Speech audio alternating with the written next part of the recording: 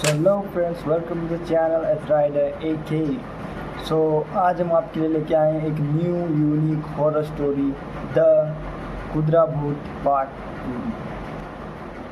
2। ये स्टोरी का पहला पार्ट मैंने बहुत पहले ही बना के रखा है, तो ऊपर आई बटन में उसका लिंक मिल जाएगा। अगर आपको वो स्टोरी देखना है तो आप जाके उस पर क्लिक करके देख सकते हैं।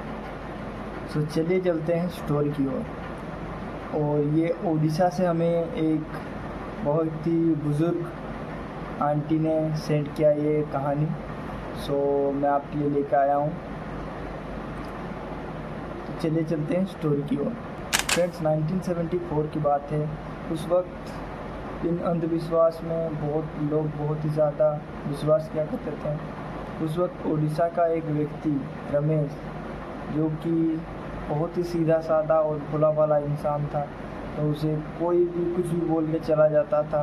और ना ही उसके पास पैसे थे ज़्यादा, मतलब वो ख़ानदानी बहुत ही ज़्यादा गरीब था।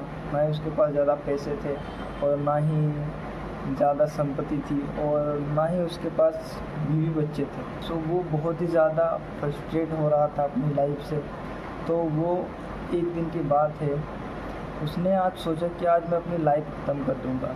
सो वो अपनी लाइफ ख़त्म करने के लिए एक जंगल के अंदर चला गया, जहाँ वो खुद को फांसी लगा के अपनी जान देने वाला था।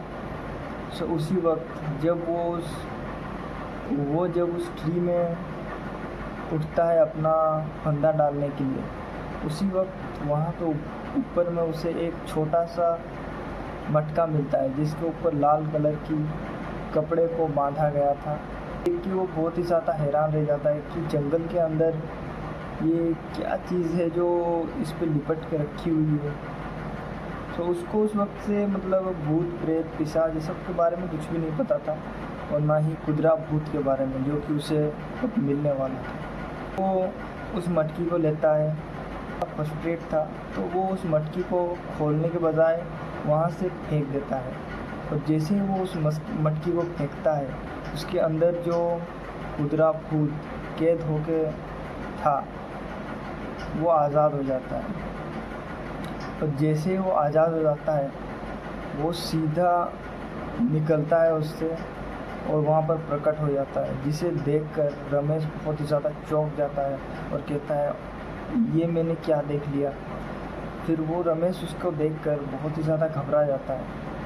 फिर रमेश रस्सी उसकी ओर फेंकता है, तो वो भूत अपने जादू से उस रस्सी को गायब कर देता है। जैसे ही उस रस्सी को गायब कर देता है, उसके बाद रमेश सीधा पेड़ से नीचे उतरता है और वहाँ से भागने की ट्राई करता है। और जैसे वो भागने वाला रहता है, अचानक पत्तों में से उसका वो जो फेंका हुआ रस्सी था वो निकलता है और उसके पैर में बंध जाता है। और जैसे वो उसके पैर में बंध जाता है, वो सीधा मुंह के बल गिर पड़ता है। और जैसे वो गिर पड़ता है, कुदरा भूत उसके सामने प्रकट हो जाता है, जिसे देखकर वो बहुत ही ज़्यादा डर जाता है, क्योंकि वो बहुत ही छोटा था, उसके बाल लंबे लंबे थे, उसके नाखून बड़े बड़े थे और उसके हाथ में एक मापने वाला, सोना मापने का एक यंत्र था, जिससे कि वो किसी भी चीज़ को, पत्थर को या फिर किसी भी चीज़ को वो सोने में तब्दील कर सकता था। कल उस भूत की शक्ल देख के रमेश बहुत ही ज़्यादा डर गया और चिंता में चला गया, ये मैं कहाँ आ गया और ये मैंने क्या गलती कर दी। तो उसी वक्त वो भूत उससे कहता है कि मुझे एक होस्ट की ज़रूरत है, मतलब मुझे एक मेरे मालिक की ज़रूरत है, जिसके साथ मैं रह सकूं और वो मुझे शांति से रख सके। तो रमेश, जो कि पूरा बहुत ही लाचार और बेबस था, वो, जो कि रमेश का कोई भी नहीं था, और कोई भूत हो या फिर कुछ भी हो, कोई अगर सामने से आके उसे कह रहा है कि मैं तुम्हारे साथ परिवार की तरह रहना चाहता हूँ, तो उसका भी मन कहीं ना कहीं बदल जाता है। और वो भूत कहता है, कुदरा भूत कहता है कि तुम्हें मैं धन दौलत संपत्ति सब कुछ दूंगा, पर तुम्हें मेरे लिए बस एक काम करना होगा। तुम्हें हर वक्त मुझसे सबसे ज़्यादा प्यार करना पड़ेगा। अगर तुमने मुझे छोड़ के किसी से भी ज़्यादा प्यार किया तो मैं तुम्हें मार डालूँगा और तुमने जिससे प्यार किया होगा उसे भी मार डालूँगा। तो ये सुन के रमेश बहुत ही ज़्यादा घबरा जाता है, लेकिन उसके तो आगे पीछे कोई भी नहीं था, इसीलिए वो उस भूत की बातों में राज़ी होकर मान जाता है कि ठीक है, फिर मैं ये सब करने के लिए तैयार हूँ, चलो फिर। तो उसके बाद वो भूत एक छोटी सी गुड़िया के रूप में प्रकट हो जाता है, जिससे कि वो लाल कपड़े में बांध के ले जाता है रमेश अपने घर, और अपने घर में ले जाकर एक छोटे से मटके में उसे रख देता है। और जैसे वो उसे रख देता है, उसके बाद उस घर में बहुत ही ज़्यादा खुशहाली आती है, बहुत ही ज़्यादा शांति आती है, और रमेश बहुत ही ज़्यादा खुशी में रहने लगता है, और वो बहुत ही ज़्यादा अमीर हो जाता है, क्योंकि वो कभी भी कहीं भी किसी भी तरीके का पत्थर अगर उसे ला कर देता तो वो खुदा भूत उसे सोने में तब्दील कर देता, जिसे कि बेचकर रमेश बहुत ही ज़्यादा अमीर हो गया था। उसके पास बहुत ही ज़्यादा ज़मीन थी, बहुत ही ज़्यादा गाड़ी थी, और उसने जो कुछ भी सोचा था वो सब कुछ था उसके पास। लेकिन उसके पास एक अच्छी फैमिली, अच्छा परिवार नहीं था, जिसके लिए वो हर वक्त खुद को कोसता रहता था कि काश मेरी भी कोई फैमिली होती, मेरे भी कोई बच्चे होते, मैं भी खुशहाली से अपनी ज़िंदगी व्यतीत कर रहा होता। सो उसके मन में ख्याल कभी कभी आते ही रहता है। फिर वो उस भूत से कहता है कि अगर मैं किसी से शादी कर लूँ तो तुम्हें कोई आपत्ति नहीं होगी, या फिर मैं अगर कहीं बच्चे भी पैदा करूँ उसके साथ तो तुम्हें कोई आपत्ति नहीं होनी चाहिए। तो वो भूत कहता है तुम कुछ भी कर सकते हो, जो करना है तुम्हें करो, पर तुम मुझसे ज़्यादा प्यार अगर उनको करोगे तो फिर तुम्हें उन्हें खोना पड़ेगा। ये सुनकर रमेश डर जाता है, पर फिर भी रमेश खुद पे काबू रख के शादी कर लेता है। और जब वो शादी करता है, शादी करने के बाद उसके बाद से वो अपनी बीवी को बहुत ज़्यादा प्यार करता था, और उनका बच्चा भी होने वाला था। तो ये देखकर वो भूत बहुत ही ज़्यादा जलने लगा।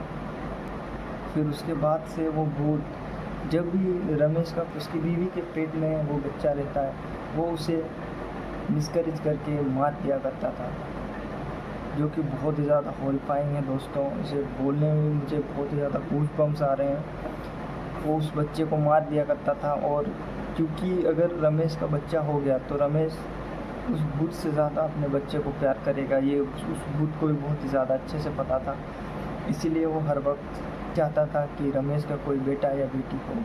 उसके बाद से रमेश बहुत ही ज़्यादा चिंतित रहने लगा, और फिर वो एक तांत्रिक के पास गया कि ये सब जो मेरी बीवी के साथ हो रहा है, क्या ये मतलब एक बार दो बार अगर ऐसा हो तो फिर हम मान सकते हैं कि गलती से हुआ है, अगर बार बार ऐसा हो रहा है तो इसके पीछे कुछ तो राज होगा। फिर वो बाबा उसे कहता है, मूर्ख, तूने जो भी कुछ अपने घर में रखा हुआ है, तेरी फसाद की जड़ वही है। पहले तो उसे साफ कर, उसके बाद ही तेरा कुछ परिवार आगे बढ़ सकता है या फिर कुछ हो सकता है। तो रमेश बहुत ही ज़्यादा डर जाता है, कहता है कि आपको किस तरीके से पता कि मैंने घर में क्या रखा है क्या नहीं। फिर वो बाबा कहता है, तूने जिस चीज़ को रखा है वो बहुत ही ज़्यादा बुरी शक्ति है, वो तुझे धन पैसा तो देगी लेकिन तेरा वंश कभी भी आगे बढ़ने नहीं देगी। तो रमेश बहुत ही ज़्यादा डर जाता है, और उस बाबा को पूछता है कि मुझे उससे पीछा छुड़ाने के लिए क्या करना पड़ेगा। तो रमेश को वो बाबा बोलता है कि अगर तुझे उससे पीछा छुड़ाना है तो बस एक ही उपाय है जिससे कि तू उसे पीछा छुड़ा सकता है। एक तो तू उसे अमावस की चांदनी रात को कहीं दूर दराज ले जाके उसे धोखे से मार दे, या फिर तुम उसे कहीं पर किसी के हवाले कर दो, इसी से तुम बच सकते हो। बहुत ही ज़्यादा डर जाता है, वो कहता है कि मैं उसे मार दूंगा। फिर रमेश अमावस्या की रात को उसे एक नदी के किनारे लेके जाता है धोखे से। उस भूत को कहता है कि चलो मैं घूमने जा रहा हूँ रात के 12 बजे, और उसे लेके जाता है, और उसके आँखों में सिंदूर बहुत ही धोखे से वो फेंक देता है, और फिर उसे चाकू से मारने की कोशिश करता है। लेकिन वो भूत, जो कि बहुत ज़्यादा चालाक था, उसे पता चल गया था तब तक कि वो उसे मारने के लिए ही वहाँ पर लाया है। तो वो उस नदी में कूद के वहाँ से चला जाता है, गायब हो जाता है। फिर रमेश कहता है कि चलो ये तो चला गया, मेरा इससे नाता छूट गया। फिर जैसे ही रमेश घर पहुंचता है, उसे घर में दिखता है वो गुजरा भूत। वो उस भूत को देख के बहुत ही ज़्यादा डर जाता है और अचानक वो भूत उस पर हमला कर देता है। तब तक उस बाबा को सब पता चल गया था, तो वो बाबा भी उसकी जान बचाने के लिए वहाँ तक पहुँच गए थे रमेश के घर पे।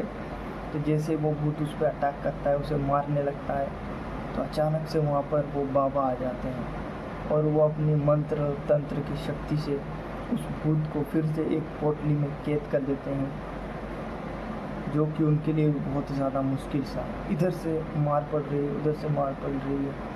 उनके साथ जो 2 लोग आए हुए थे वो भी बहुत ही ज़्यादा डर गए थे। उनके ऊपर भी लगातार वो भूत कुछ कुछ चीज़ें फेंक रहा था। तो वो बाबा उसके बाद उस भूत को उस बोतल में कैद करके कहीं दूर ले जाते हैं और ले जाने के बाद उसे एक पीपल के पेड़ के नीचे गाड़ देते हैं। और उसके बाद रमेश के पास आते हैं वो बाबा और कहते हैं, अब तुम जब तक ज़िंदा हो तब तक ये भूत जैसे कि उस पीपल के पेड़ के नीचे से निकल ना पाए, अगर वो निकला तो वो तुम्हें ज़रूर मार देगा। तो बाबा इतना ही उसे कहते हैं और कहते हैं हर वक्त उस पीपल के पेड़ की सुरक्षा करना। तो रमेश को जो बहुत ही ज़्यादा डरा हुआ था, वो उस पीपल के पेड़ के पास पूरा घेराबंदी कर देता है और आज तक उस पीपल के पेड़ के पास कोई नहीं जाता है, क्योंकि अगर गलती से भी वो भूत वहाँ से छूटा तो रमेश की जान पक्का जाएगी और हो सके तो उस बाबा के साथ भी कुछ गलत हो सकता है। इसीलिए उस जगह को पूरी तरीके से सील कर देता है रमेश और उस घर में खुशी खुशी रहने लगता है। और उसके बाद उसके बीवी बच्चे होते रहे, उसकी फैमिली बढ़ती है और वो बहुत ही खुशहाली से अपनी ज़िंदगी व्यतीत करता है। सो हेलो फ्रेंड्स, कैसी लगी आपको मेरी स्टोरी? आज की स्टोरी बहुत ही ज़्यादा मेहनत करके बनाई जा रही है और बहुत ही मुश्किल से मैंने ये सब कुछ लिखा है। तो प्लीज़ से प्लीज़ चैनल को सब्सक्राइब करके आइकन ऑन करें और अपने भाई को सपोर्ट करें। Thank you so much for watching. Bye.